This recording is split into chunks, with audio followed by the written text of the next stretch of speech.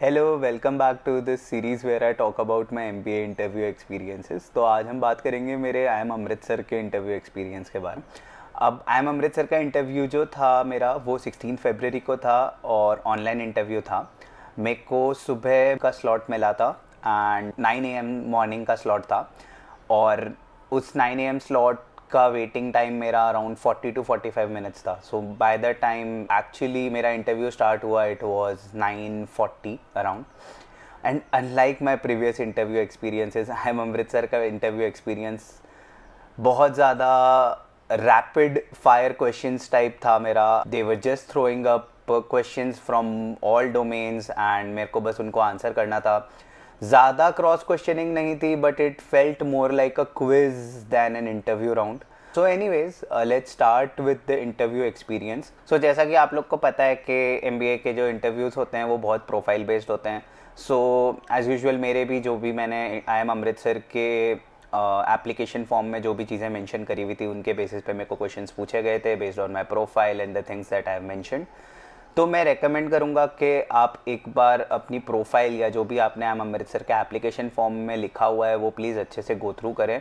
मेरे को जो क्वेश्चंस पूछे गए थे वो मेरे प्रोफाइल के बेसिस पे पूछे गए थे। अगर आप लोग को मेरी प्रोफाइल देखनी है तो मेरा इंट्रोडक्शन वीडियो का लिंक डिस्क्रिप्शन में है, तो आप एक बार जाके वहाँ चेक कर लीजिएगा। बेस्ड ऑन माई प्रोफाइल मेरे को कुछ क्वेश्चंस पूछे गए थे। So let's start with my interview experience.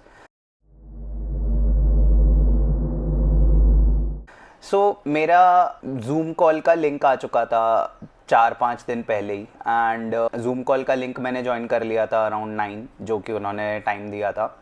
और उसके बाद मेरे को अराउंड 40 मिनट्स वेट करना पड़ा था before I got admitted into the interview panel में ऐड करने के बाद वहाँ पे 2 पैनलिस्ट थे, दोनों फीमेल थी।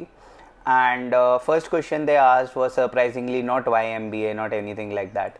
First question they asked was कि आप आईओटी डोमेन में काम करते हो तो क्या आप हेल्थ केयर इंडस्ट्री में आईओटी की एप्लीकेशंस बता सकते हो। मैंने 4-5 सेकंड सोचा और उसके बाद मैंने उनको आंसर किया कि एक्चुअली पूरा हेल्थ केयर इंडस्ट्री बहुत ज़्यादा बेस्ड है आईओटी प्रोडक्ट्स पे। क्योंकि अगर आप जो भी medical equipment modern day life में यूज़ करते हैं वहाँ कहीं ना कहीं आईओटी के एप्लीकेशंस है। फिर मैंने उनको 2-3 बेसिक इक्विपमेंट्स के एग्जांपल दिए, like ECG machines and sonography के लिए नॉर्मल जो अपने बीपी रेगुलेटर्स वगैरह ऑक्सीजन मेजरमेंट्स के लिए भी यूज़ होते हैं। They are all based on IOT one way और दी अदर। सो इस चीज़ का आंसर मैंने ऐसे दिया। The next question that they asked me was based on my extra curricular activities जो मैंने मेंशन करी थी। So I was the chief coordinator of the department of publicity and public relations in my college. तो उन्होंने उस basis पे मेरे को क्वेश्चन पूछा था कि पब्लिसिटी और एडवर्टाइजिंग में क्या डिफरेंस होता है।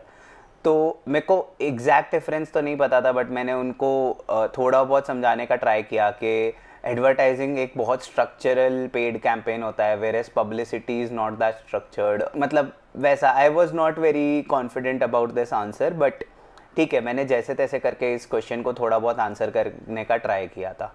तो that was the second question. इस पे मेरे से वो लोग थोड़े से क्रॉस क्वेश्चनिंग तो नहीं बट थोड़ा सा वो लोग स्ट्रेस क्रिएट करने का ट्राई कर रहे थे कि अच्छा so publicity is not paid like that. अच्छा, उसके अलावा मैंने अपनी प्रोफाइल में ये भी मेंशन किया था कि मेरे पास वॉलंटियरिंग का एक्सपीरियंस है, क्योंकि मैंने ऐसा कहीं देखा था कि आई एम अमृतसर का जो पैनल होता है वो वॉलंटियरिंग एक्सपीरियंस को काफ़ी वैल्यू करता है। तो मैंने वॉलंटियरिंग एक्सपीरियंस मेंशन किया था इन एन एनजीओ जिसका नाम था रॉबिनहुड आर्मी। अब ये लोग बेसिकली क्या करते थे कि जो भी आपके इवेंट्स होते हैं, शादी वगैरह होती है, पार्टीज़ होती है, उसमें जो फूड वेस्ट बचता है, नॉट जो फेंकते हैं, जो बना हुआ फूड जो वेस्ट बचता है वो फूड लेके ये लोग जो भी गरीब लोग होते हैं वगैरह जिनके पास खाना नहीं होता है उनको जाके बांट देते हैं। तो ये लोग मेरे को पूछ रहे थे कि एग्जैक्टली आपका ये एनजीओ करता क्या है। मैंने उनको एक्सप्लेन किया पूरा प्रोसेस। एंड उसके बाद ये लोग पूछते हैं कि आपको क्या लगता है कि ये चीज़ सही है कि आप रेस्टोरेंट से या पार्टी से जो खाना बचता है उसको ले जाके आप इन लोगों को दे देते हो। आपको ऐसा नहीं लगता कि this will encourage the restaurants और the party vendors to maybe make more food. मैंने कहा नहीं मैम, ऐसा नहीं होता है। एक्चुअली हम लोग ऐसे ऑपरेट नहीं करते हैं directly contacting the party vendors and all. हमारे कुछ कुछ रेस्टोरेंट चेन से कॉन्टैक्ट है। तो कोई भी रेस्टोरेंट चेन ये नहीं चाहती है कि उनका खाना वेस्ट बचे। एंड सिमिलरली पार्टीज़ में वगैरह हम लोग ऐसे वॉलंटियरिंग करके जाते हैं कि अगर किसी की पार्टीज़ में या शादी में अगर कुछ एक्स्ट्रा बना हुआ खाना वेस्ट होता है, so they don't just throw it away, they give it to us so that we can give it to people who actually need it. मैंने कहा मैम ऐसा कोई एथिकल डिलेमा नहीं आता है इसमें कि ये लोग ज़्यादा खाना बनाएंगे। मैंने कहा मैम ऐसा कुछ नहीं होता है, क्योंकि कई बार ऐसा होता है कि हमारे अगर वॉलेंटियर्स अवेलेबल नहीं होते हैं तो उनको वो खाना फिर कहीं और देना होता है या फिर वेस्ट ही करना पड़ता है। तो ऐसा कोई भी रेस्टोरेंट या पार्टी वेंडर नहीं चाहेगा कि वो एक्स्ट्रा बनाए ताकि वो हम लोग वो ले जा सके, ऐसा नहीं होता है। तो मैंने अपने हिसाब से उनको ये सब चीज़ें एक्सप्लेन करने का ट्राई किया। उसके बाद bunch of random questions from a lot of varied domains उन्होंने मेरे से पूछे। उन्होंने मेरे को पूछा डेटा और बिग डेटा में डिफरेंस क्या होता है। तो मैंने उनको बताया कि मैम साइज़ का डिफरेंस होता है, बिग डेटा बहुत ही ह्यूज साइज़ में होता है। डेटा को आप एक पर्टिकुलर स्ट्रक्चर्ड वे में स्टोर कर सकते हो, बिग डेटा इतना ज़्यादा स्ट्रक्चर्ड नहीं होता है, तो उसको स्टोर करने के लिए आपको बिग डेटा के अलग स्टोरिंग के कैपेसिटी टूल्स आते हैं, तो वो सब लगेंगे। बेसिकली डेफिनेशन वगैरह थोड़ी बहुत मैंने बता के that's how I handle this question. उसके बाद वो लोग मेरे से पूछते हैं कि अच्छा do you know who controls the flow of money in India. तो मैंने कहा yes ma'am, reserve bank of India flow handle करता है आरबीआई। तो वो लोग मेरे को पूछते हैं कि आरबीआई का गवर्नर कौन है। मैंने उनको बताया कि आरबीआई का गवर्नर संजय मल्होत्रा है। फिर उन्होंने मेरे को पूछा कि रेपो रेट और रिवर्स रेपो रेट का डिफरेंस। तो ये मेरे को आइडिया था, तो मैंने उनको बताया रेपो रेट और रिवर्स रेपो रेट का डिफरेंस जिस रेट पे बैंक आरबीआई से लोन लेता है एंड जिस रेट पे आरबीआई वापस बैंक से रिटर्न लेती है, तो वो सब मैंने उनको एक्सप्लेन किया। उसके बाद उन्होंने मेरे को एक क्वेश्चन पूछा। इस क्वेश्चन से पहले मैं आपको ये बता देता हूँ कि मेरा प्रेफरेंस ऑर्डर क्या था। आई एम अमृतसर के प्रोग्राम्स में मेरा फर्स्ट प्रेफरेंस इनका जनरल एमबीए प्रोग्राम था, second preference was their operations and supply chain management program, and third preference, क्योंकि 3 लास्ट प्रेफरेंस डालनी पड़ती है, so it was HR management, HRM. अब इन्होंने जो मेरे को क्वेश्चन पूछा वो पूछा कि स्ट्रक्चरल एचआर मैनेजमेंट और फंक्शनल एचआर मैनेजमेंट में क्या डिफरेंस होता है, and I was clueless about it. तो मैंने उनको बता दिया कि मेरे को बिल्कुल आइडिया नहीं है। उन्होंने मेरे को कुछ बोला नहीं and they moved on to the next question. उन्होंने मेरे को पूछा कि आप इंजीनियरिंग बैकग्राउंड से है तो आपको सेंट्रल टेंडेंसी के मेजर्स तो पता होंगे। मैंने कहा यस मैम। तो उन्होंने मेरे को बोला कि मीन मीडियन मोड वगैरह समझाइए। मैंने उनको एक्सप्लेन किया। फिर वो मेरे को पूछते हैं कि एक ऐसी जगह बताइए जहाँ mean is not a good measure of central tendency. तो मैंने उनको एक्सप्लेन किया कि मैम जैसे मान लीजिए आप एक रेस्टोरेंट में बैठे हैं और वहाँ पे आप सब लोग एक कंपनी के एम्प्लॉयज़ हैं और वहाँ पे आप सब लोग का एवरेज इनकम अगर मैं निकालूँ तो it would be a good summation.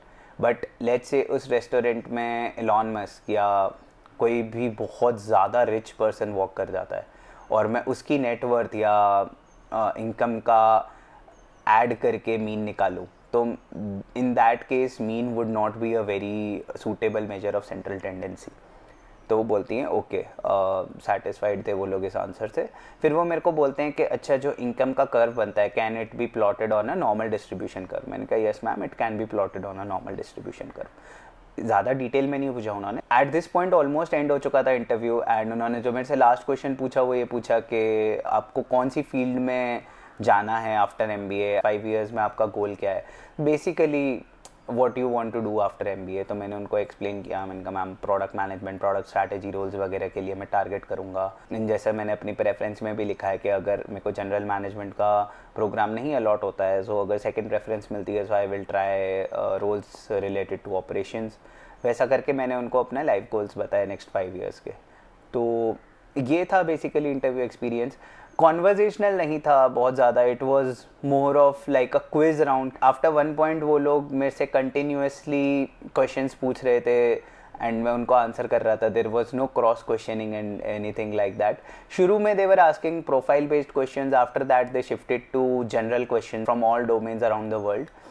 General knowledge के मामले में उन्होंने मेरे को सिर्फ आरबीआई का गवर्नर पूछा, उसके अलावा वॉर के बारे में, बजट के बारे में उन्होंने कोई क्वेश्चन नहीं पूछा।